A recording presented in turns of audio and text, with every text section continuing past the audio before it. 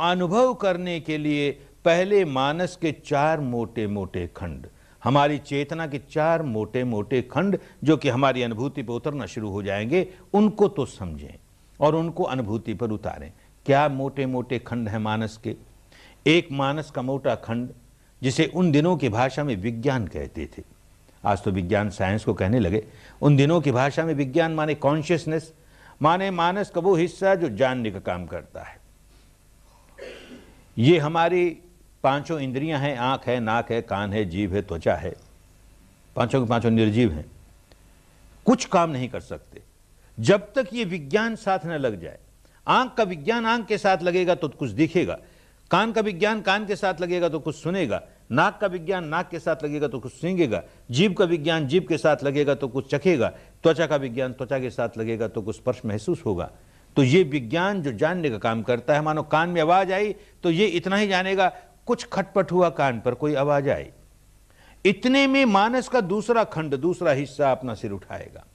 उन दिनों की भाषा में उसे संज्ञा कहा, इंटेलेक्ट कहें, बुद्धि कहें, उसका काम पहचानना है। अब तक के जितने अनुभव हैं, अब तक की जो याददाश्त है उसके पास, उसके बल पर पहचानता है ये शब्द तो आया, कैसा शब्द है, गाली का है, प्रशंसा का है, यूं पहचानता है उसे। और पहचान के नहीं रह जाता, मूल्यांकन करता है, गाली का है बहुत बुरा है, प्रशंसा का है बहुत अच्छा है, ऐसे ही रूप आया तो अच्छा है बुरा है, गंध आई अच्छी है बुरी है, रस आया अच्छा है बुरा है, स्पर्श हुआ अच्छा है बुरा है। और एक इंद्रिय और है, मन की भी अपनी इंद्रिय है, उसमें चिंतन चलता है, तो चिंतन आया वो अच्छा है बुरा है, अच्छा है बुरा है, यूं मूल्यांकन करता है, पहचानता है, मूल्यांकन करता है। इतने में मानस का तीसरा खंड अपना सिर उठाएगा। उसे उन दिनों की भाषा में वेदना कहा, आज हम संवेदना कहते हैं। मानो शरीर के स्तर पर कोई घटना घटी, शब्द आया, कान पर लगा तो उसी वक्त वेदना जागी, सारे शरीर में एक प्रकंप हुआ, जैसे कांसे के बर्तन को छेड़ दिया, सारा बर्तन झंझनाने लगा, सारा शरीर झंझनाने लगा उसी समय।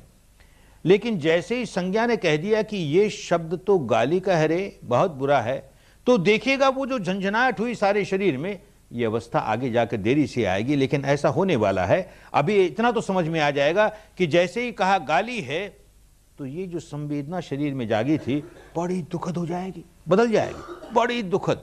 किसी ने गाली दी, लगेगा यूं गाली देने से मेरे मन को दुख हुआ, ये सही है, पर तेरे मन को दुख तब हुआ जबकि शरीर में एक दुखद संवेदना जागी। तू इस शरीर की दुखद संवेदना को जानता ही नहीं और कहता मेरे मन में दुख हुआ, मेरे मन में दुख हुआ, इसलिए द्वेष करता हूं, इसलिए द्वेष करता हूं। कहां सुधारेगा अपने को? ऊपर ऊपर सुधार के रह जाएगा ना, जड़ों तक कैसे सुधारेगा?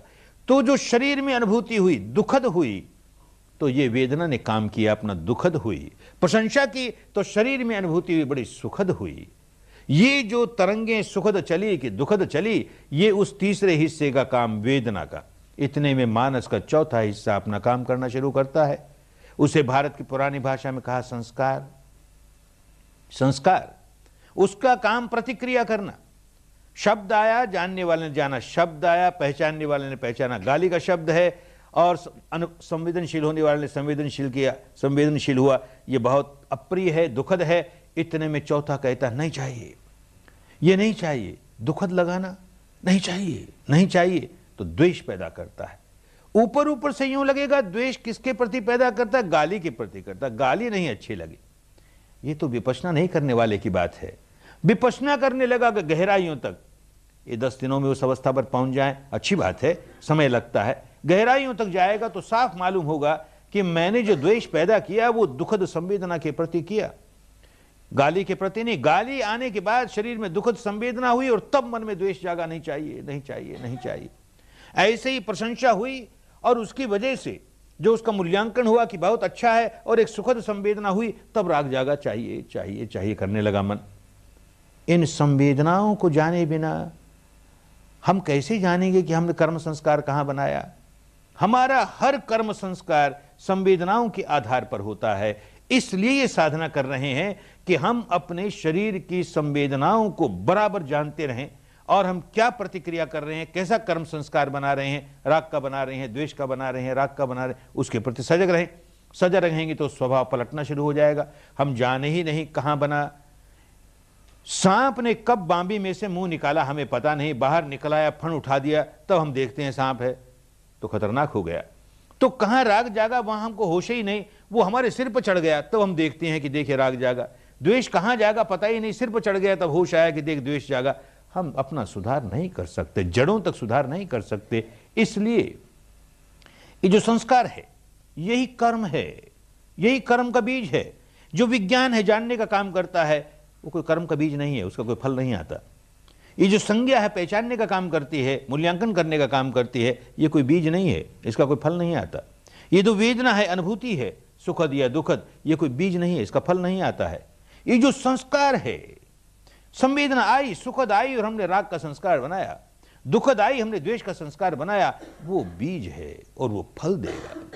हमारे मानस के स्वभाव को, राग वाले स्वभाव को दृढ़ करने वाला ये संस्कार है, द्वेष वाले स्वभाव को दृढ़ करने वाला ये संस्कार है। और इस स्वभाव को पलटने का काम यहां पहुंच कर ही हो सकता है, ये बात समझनी चाहिए। संस्कार पर संस्कार बनाए जाते हैं। 3 तरह के संस्कार होते हैं। एक तो ऐसा होता है कि पानी पर लकीर खींची, एक और खींचते गए, दूसरी ओर बुझती चली गई, संस्कार बना और खत्म हुआ, बना और खत्म हुआ, उसका कोई असर नहीं हुआ।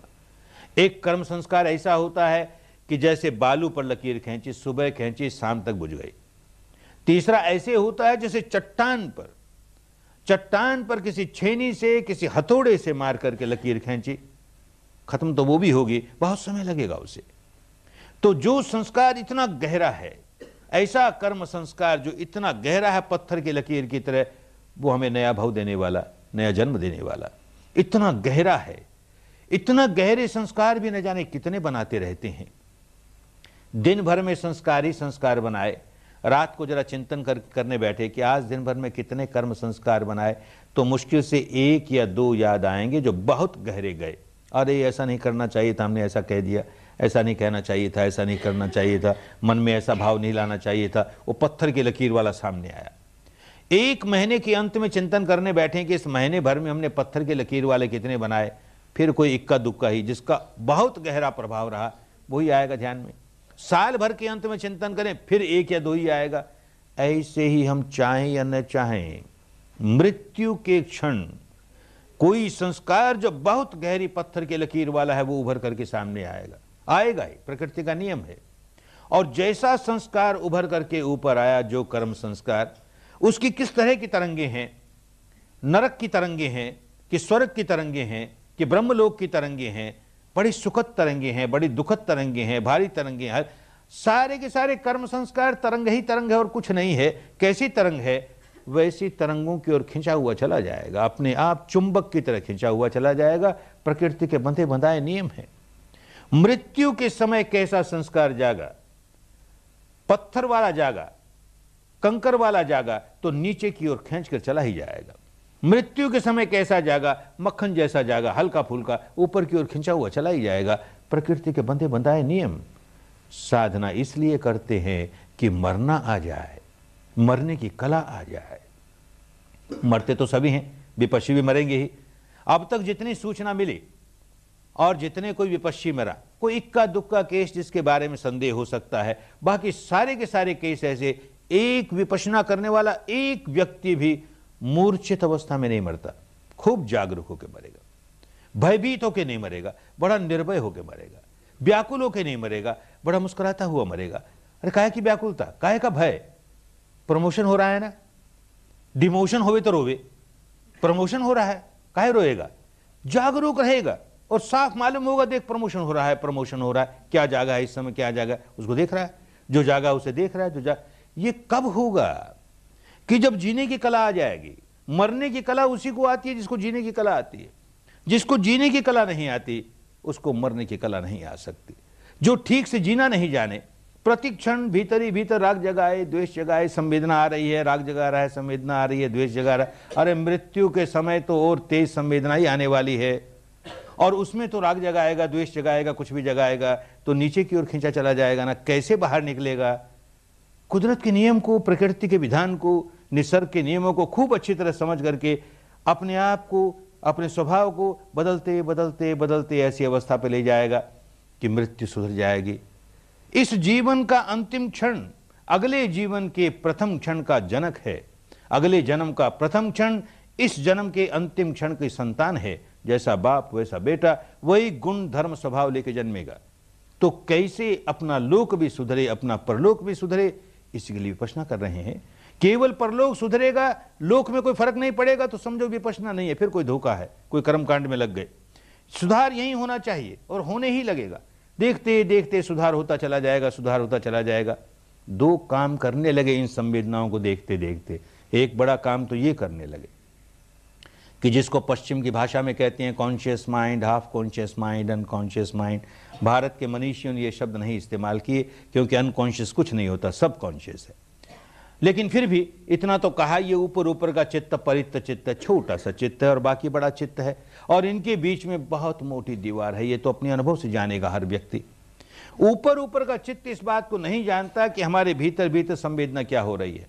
ऊपर ऊपर का चित्त इस बात को नहीं जानता कि उस संवेदना की वजह से हमने राग पैदा किया कि द्वेष पैदा किया।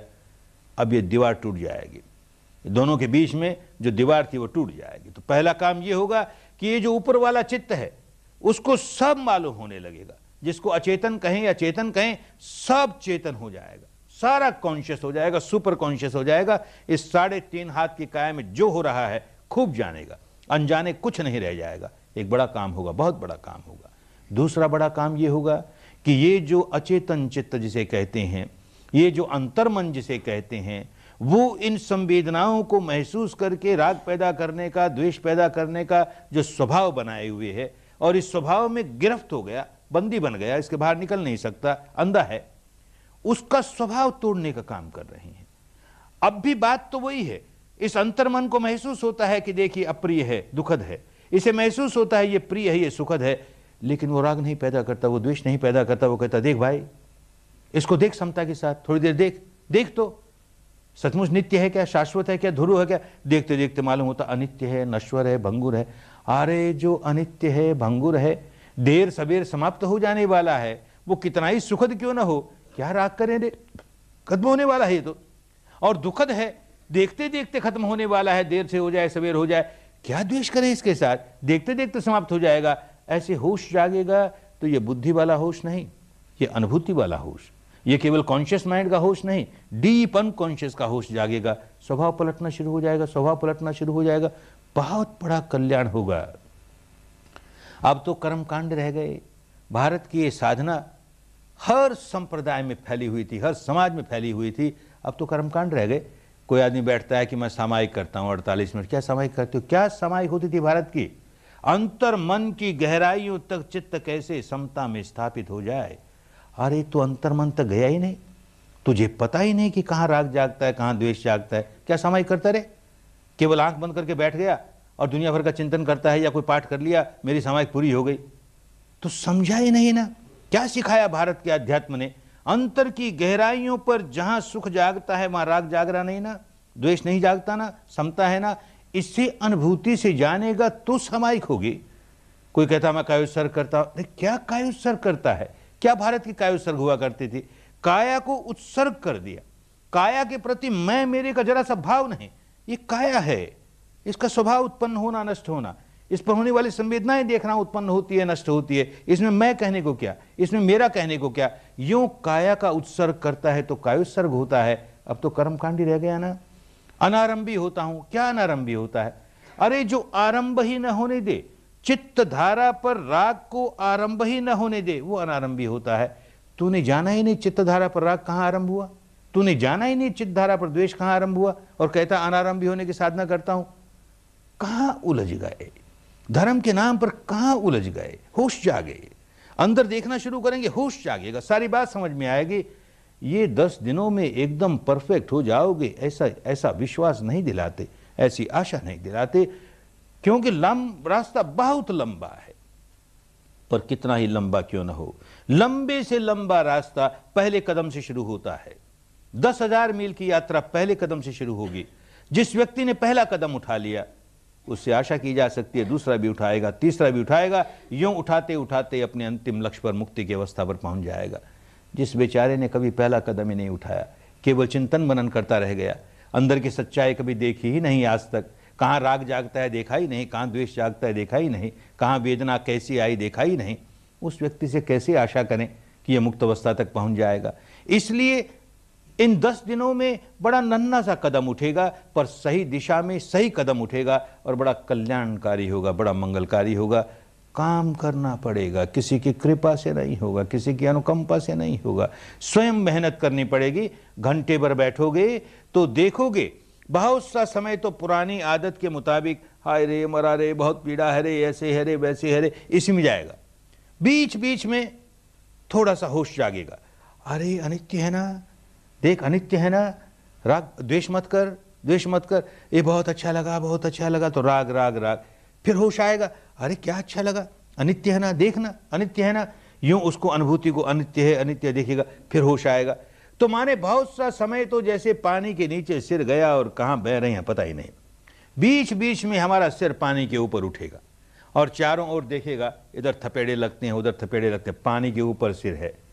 थोड़े से क्षण ऐसे मिलते हैं जबकि सचमुच पानी के ऊपर सिर है, बड़ा कल्याण होता है, बड़ा मंगल होता है।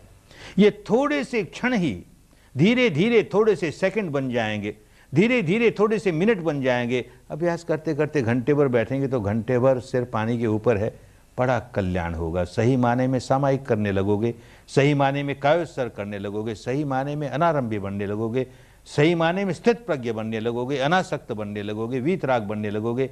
काम करना होगा, बिना काम किए होता नहीं, स्वयं काम करना पड़ेगा। विद्या समझ में आ जाए, न समझ में आए तो एक से अधिक बार आके पूछें, उसका स्पष्टीकरण करें, खूब अच्छी तरह समझ करके फिर ये दृढ़ निश्चय करें कि काम मुझे ही करना है।